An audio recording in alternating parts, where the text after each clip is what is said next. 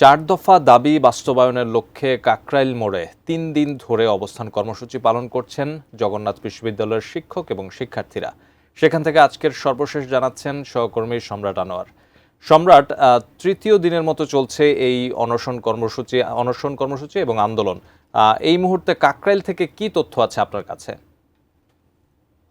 জানেন ৩ দিনের মতো চলছে জগন্নাথ বিশ্ববিদ্যালয়ের যে আন্দোলন, যমুনা অভিমুখে যে লং মার্চ ছিল সেটি আজকে ৩ দিনের মতো এখানে চলছে এবং সেই তাদের অবস্থান যথারীতি আছে এবং লাগাতার যে কর্মসূচি ছিল সেই কর্মসূচির আওতায় আজকে বাদ জুমার পর আসলে এখানে অনশন কর্মসূচির হওয়ার কথা ছিল এবং সেটি কিছুক্ষণ আগে শুরু হয়েছে।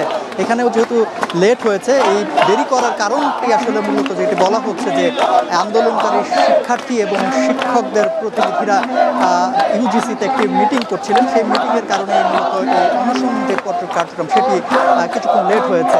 এবং এখন যে জায়গাটি দেখতে পাচ্ছেন আমার সহকর্মী দেখাচ্ছে, একদম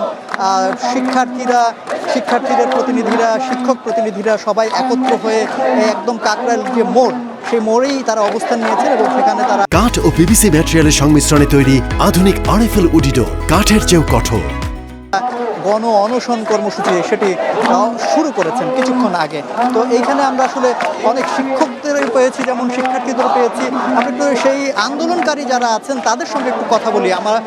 আমার সাথে একজন আছেন এখানে গণযোগাযোগ ও সাংবাদিকতা বিভাগের একজন শিক্ষক, মিঠুন মিয়া। আমরা একটু তার সঙ্গে কথা বলবো এবং আপনাদের কাছে একটু জানতে চাইবো যে আপনাদের এখানকার যে দাবি দেওয়া সেই বিষয়ে আসলে কতটুকু অগ্রগতি হলো।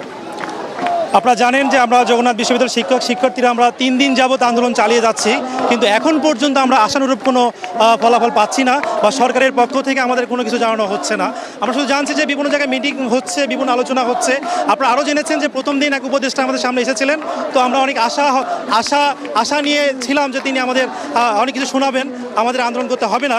কিন্তু তিনি এসে যে আচরণটি আমাদের সাথে করেছেন আমরা তাতে দুঃখ পেয়েছি। আমরা অনেক হতাশ। আমরা জানি না এই আন্দোলন কি হবে। তো এই আন্দোলনের কোনো কিছু হলে সেই দায় সরকারকে নিতে হবে, কেননা সরকার এখনও আমাদের বিষয়টাকে সেভাবে দেখছে না, গুরুত্ব দিচ্ছে না। পুরো বাংলাদেশের মানুষের কাছে আমাদের যে আন্দোলনের বিষয় সেগুলো চলে গেছে, কিন্তু সরকারের কাছে এখনও কেন পৌঁছাচ্ছে না আমরা জানি না। আচ্ছা, এখন যে অনশন কর্মসূচি সেটিও তো জুমার নামাজের পরপরই শুরু হওয়ার কথা ছিল, সেটিও আসলে এখন দেরি হলো, এর পেছনের কারণটা কি? না, আপনারা দেখেন আজকে একটি শুক্রবারের দিন, অনেকে বিভিন্ন কাজে ব্যস্ত ছিল।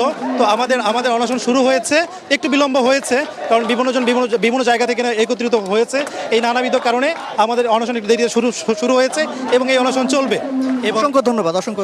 আসলে তিনি যেটা বলছিলেন যে আন্দোলনের যে পরিস্থিতি এখন, সেখানে প্রচুর সংখ্যক শিক্ষার্থীরা সমবেত হয়েছেন, ইতোমধ্যে আরও অনেকেই আসছেন এবং তাদের যে প্রত্যাশা সেটা হচ্ছে দাবি দেওয়াগুলো যথাযথভাবে খুব দ্রুততার সাথে সরকার মেনে নিক, কিংবা তার জন্য যে সব পদক্ষেপ গ্রহণ করা দরকার সেই পদক্ষেপগুলো গ্রহণ করুক এবং অনশনের যে কর্মসূচি শুরু হয়েছে সেটি যাতে খুব বেশি দীর্ঘায়িত না হয় সেই প্রত্যাশার কথাই তারা জানিয়েছেন। ফিরছি স্টুডিওতে।